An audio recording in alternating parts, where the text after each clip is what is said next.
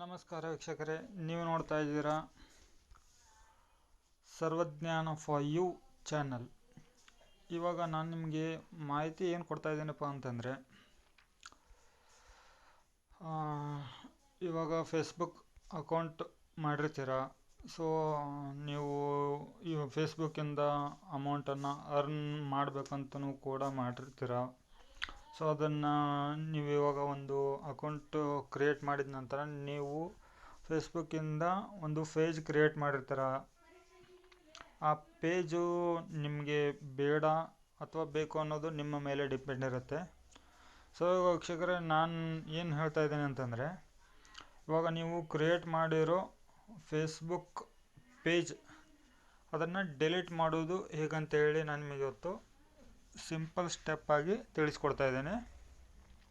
ಇಲ್ಲಿ ನೋಡಿ ವೀಕ್ಷಕರೇ, ಇಲ್ಲಿ ಮಾರ್ಕ್ ಮಾಡಿ ತೋರಿಸ್ತೇನೆ. ಇದ್ರ ಮೇಲೆ ಕ್ಲಿಕ್ ಮಾಡಿ, ಅಂದರೆ 3 ಲೈನ್ಸ್ ಇದೆಯಲ್ಲ, ಈ 3 ಲೈನ್ಸ್ ಮೇಲೆ ಕ್ಲಿಕ್ ಮಾಡಿ. ಕ್ಲಿಕ್ ಮಾಡಿದ ನಂತರ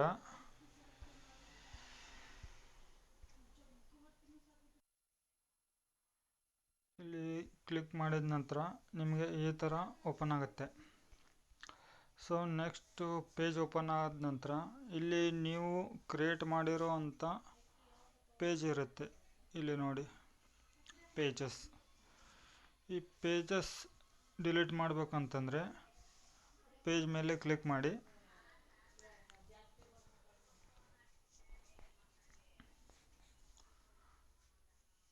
ಪೇಜ್ ಮೇಲೆ ಕ್ಲಿಕ್ ಮಾಡಿದ ನಂತರ ನಿಮಗೆ ಈ ಥರ ನಿಮ್ಮ ಪೇಜ್ ಡೀಟೇಲ್ಸ್ ಎಲ್ಲ ಓಪನ್ ಆಗುತ್ತೆ. ಸೊ ಇವಾಗ ನಿಮಗೆ ನಿಮ್ಮ ಪೇಜು ಬೇಡದೇ ಇರೋದ್ರಿಂದ ಅಥವಾ ಡಿಲೀಟ್ ಮಾಡಬೇಕು ಅನ್ನೋ ಉದ್ದೇಶದಿಂದ ಈ ವಿಡಿಯೋನ ಮಾಡ್ತಾ ಇದ್ದೇನೆ. ಇಲ್ಲಿ ನೋಡಿ ವೀಕ್ಷಕರೇ, ಸ್ಕ್ರೋಲ್ ಡೌನ್ ಮಾಡ್ಕೊತ ಬನ್ನಿ. ಸ್ಕ್ರೋಲ್ ಡೌನ್ ಮಾಡಿಕೊಂಡು ಬಂದ ನಂತರ ಇಲ್ಲಿ ಸೆಟ್ಟಿಂಗ್ಸ್ ಮೇಲೆ ಕ್ಲಿಕ್ ಮಾಡಿ. ಸೆಟ್ಟಿಂಗ್ಸ್ ಮೇಲೆ ಕ್ಲಿಕ್ ಮಾಡಿದಾಗ ನಿಮಗೆ ನೆಕ್ಸ್ಟ್ ಪೇಜ್ ಈ ಥರ ಓಪನ್ ಆಗುತ್ತೆ. ಇಲ್ಲಿ ನೋಡಿ ಜನರಲ್ ಇನ್ಫೋ ಅಂತ ಇದೆ.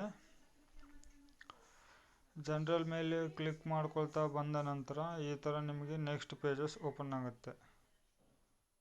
ನೋಡಿ ಈ ಥರ ಬಂದಿದೆ. ಸೊ ಇಲ್ಲಿ ನಿಮ್ಮ ಪೇಜಸ್ ಡಿಲೀಟ್ ಮಾಡುವಂಥ ಸ್ಟೇಜಸ್ಸಿಗೆ ಬಂದು ನಿಂತಿರುತ್ತೆ. ಇಲ್ಲಿ ನೋಡಿ ಮಾರ್ಕ್ ಮಾಡಬೇಕಂತ